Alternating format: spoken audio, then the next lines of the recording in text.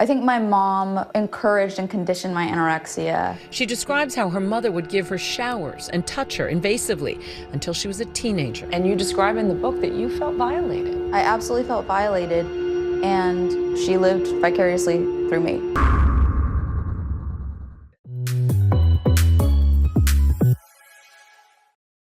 So Jennette McCurdy came out with a book titled I'm Glad My Mom Died, which a lot of people are taken back by that title, but she means it. She literally went to page 6 and told them that she meant it sincerely. So she's really glad that her mom is gone. And I think most people are taken back because we love our mothers, but Jennette McCurdy's mother, Deborah McCurdy, wasn't a great woman and definitely not a great mother. Jennette explained that she wasn't using the title in a flippant way and believes that people who have been harmed by their parents will understand the point she's trying to convey. While the response may be divided, I really appreciate the positivity that I've received from a lot of people. I think that anybody who has experienced parental harm understands this title, and I think anybody who has a sense of humor understands this title. It's not like this title is new, because once upon a time she had a one-woman show titled I'm Glad My Mom Is Dead, and it was all about her life and her mother being terrible to her. But it does seem like Jennette feels free now that her mother has passed away.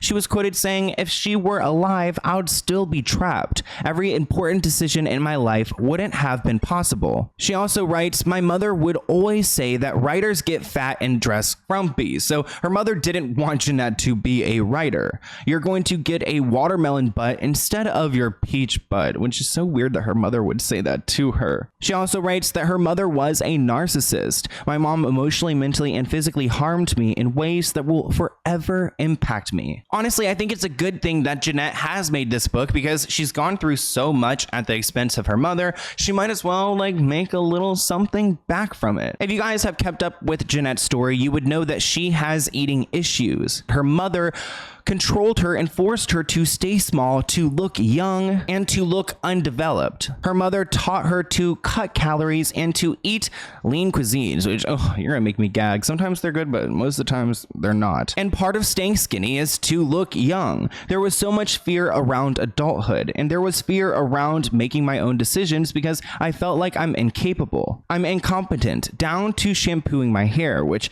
I will talk about that in a minute because her mother showered with her until she was pretty old. But if you guys think back to Sam Puckett, her character on iCarly, she was obsessed with food and eating food and constantly gorging on food, which is the opposite of what Jennette was doing in real life. So psychologically, it was messing with her because her mother was teaching her these unhealthy habits. And then on the show, she was also acting out unhealthy habits and binge eating and things like that. I think my mom encouraged and conditioned my anorexia because both she thought that it would in some ways help my career, and also because it served her goal of keeping me young and under her influence. Even though this was a traumatizing time in Jennette's life, she is someone who has worked through it, who has gone to therapy, and who claims now that she feels like she's recovered. I consider myself fully recovered from eating disorders.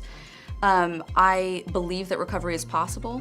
I think it's really hard work. It can be really challenging at times, but I think that it's worth all of that work.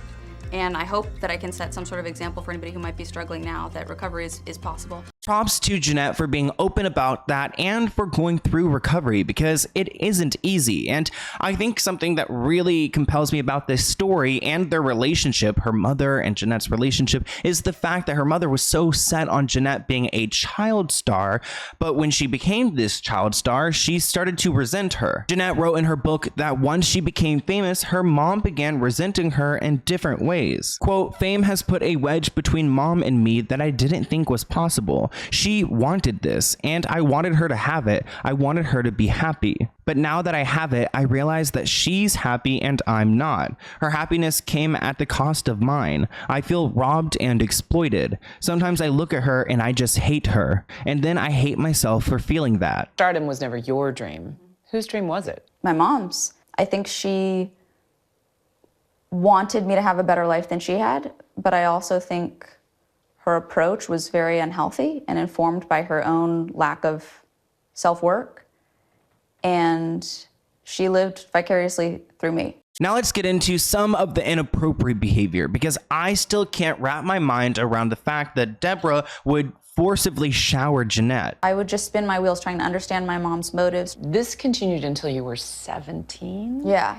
And you describe in the book that you felt violated. Yes, I absolutely felt violated, and eventually accepting that was the most, I think, integral piece to my own healing and recovery. Jennette was quoted saying, "My mom emotionally, mentally, and physically harmed me in ways that will forever impact me. She gave me breast exams and vaginal exams until I was 17 years old. When I was 6 years old, she pushed me into a career I didn't want. She taught me what an ED was at 11. My ED robbed me of joy and any amount of free spiritness that I had. She never told me my father was not my father," which I'm like, wait, you just threw that in at the end? That for years, Jennette says she blocked out. She describes how her mother would give her showers and touch her invasively until she was a teenager. She referred to them as medical exams on your private parts. Yes, this was the hardest part of the book for me to write about. It was a really emotional experience. I laughed during the writing of it, and then I cried a lot after I wrote that vignette. You talk about basically having out-of-body associations, out-of-body experiences when this is happening to you. Yeah. What do you think was going on? I've tried to understand, and that didn't lead me anywhere productive. So the shower part is disgusting, and we've heard this story before, but every time I hear it, I just cringe and just like, it's so icky to think about, because like, is that a criminal? Like, should have her mom been charged for doing that? But I still can't get over the comment about her father. I guess her mother lied to her about who her biological father was. I think actually we have talked about this in a previous video, and there's like a guy named Bob or something. TV star writing about her mom's controlling habits, from calorie counting her daughter's food, which triggered eating disorders for McCurdy, to her mom giving her showers until she was a teenager. Something else I wanted to mention was when Jennette's mother found out that she was dating, but not like, getting intimate yet, she wrote in her book that her mother was nasty, calling her a filthy little lying whore and nothing more than a little